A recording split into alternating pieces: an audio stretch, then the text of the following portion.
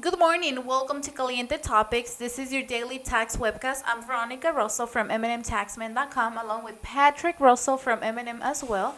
Good morning to you, Patrick. Good morning, Veronica. Thank you so much, guys. Today we're going to go in a different tangent in our topic. It's something that her and I are going through right now, our annual workers' compensation insurance audit.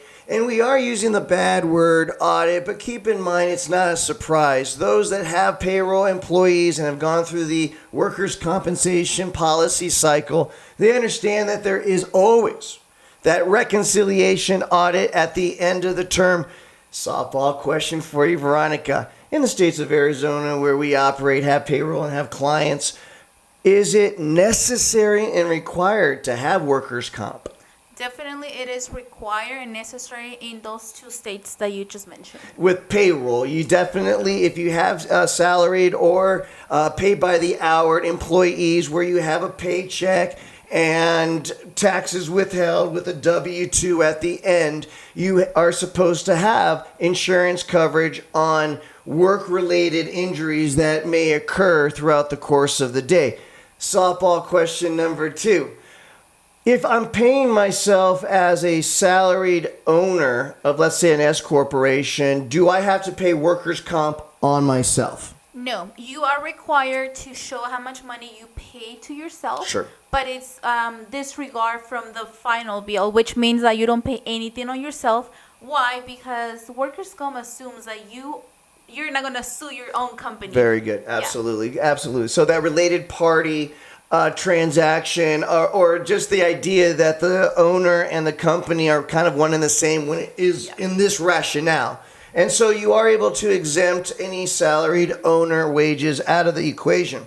Now, with workers' comp, you just mentioned the wages. Why is it so important to exempt officer/owner wages from the equation? How is workers' comp calculated, the premium? Yeah. So workers' compensation, it's not calculated based on your gross income. It's calculated based on the amount of money that you pay to your employees. Very good. Which means that you can be making $1 million, but if you only paid $500,000 in payroll, that will be the amount that they're going to be using for the calculation. Very good. And then the next factor that goes into your premium calculation is what industry you're in. Definitely. The idea is that if the likelihood of a payout to the insurance company is higher, because let's say you're working on top of a roof versus working at a desk, they will factor that in with what they call the class code, which is just the bean counters down at the bottom basement, the actuaries that come out with the likelihood of a payout because of the activity.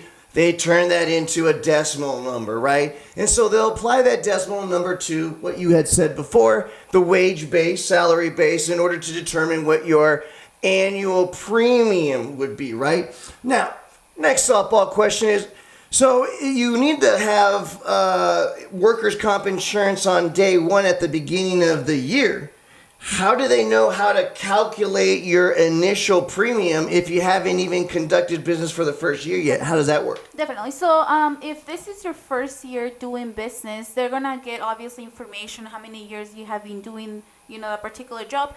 It's going to be an estimate. So they're going to ask you, hey, how much do you estimate that you're going to be making? Obviously, you can come out with $20,000 and at the end you can make $200,000, which most likely you're gonna get a bill at the end because you said 20 and then now it's 100. So the first year is kind of tricky just because you don't know if the business is gonna go up or maybe it can be less than 20,000. So just understand that the first year is gonna be like that, kind of tricky enough. Very good. So it's really only the first year that is a little bit of a mystery, because after that, all of your other policies are based on historical data, which unless you fire somebody, hire somebody, give raises and bonuses, which yes, all of those things are factored into the equation, your year-to-year workers' comp expense from first year on could easily be calculated and estimated pretty well. But now, let's start over though. Let's say we are on day one, we need workers' comp insurance, and we do have to once again come up with a ballpark figure in order for us to establish what the premium base should be, which then of course comes to us in the form of a bill from the insurance company to which you paid off. Now, we go through the year, And now we come to the end of the term of the policy, and this is where we have that reconciliation audit. You'll end up getting a notification from your carrier that says, okay, it's time for your yearly audit. What does that mean? What kind of information are they looking for at the end of the year now, Veronica? Yeah, definitely. So you're going to get a letter about 30 to 90 days before, depending on the company that you have as the end of the term, end of the year. As provider.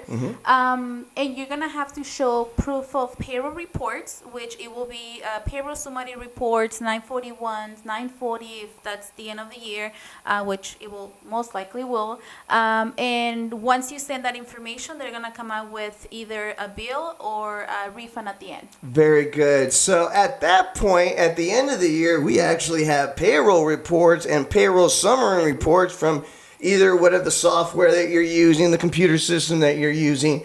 So now we can easily reconcile our estimated base at the beginning of the year and now see what actually happened. Now, what she's explaining is that there is a situation where if your estimate at the beginning of the year was too low, for instance, let's say you estimated your gross wage and salary expense to be $100,000, but it came in at $150,000, right? Removing the owner's salary and all of the exempt salary categories, assuming that, but you're still undershying your estimate by $50,000. What's going to happen, Veronica? Yeah.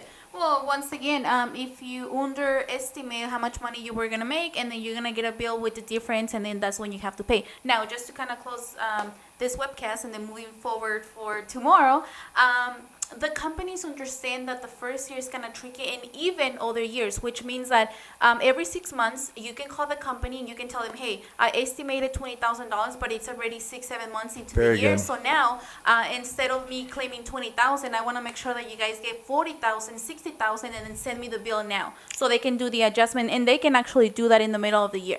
And thankfully, last point, that's final note. Technology has made it so much easier now. You're essentially bypassing having to make an appointment or a phone conversation with an agent of some kind or a middleman.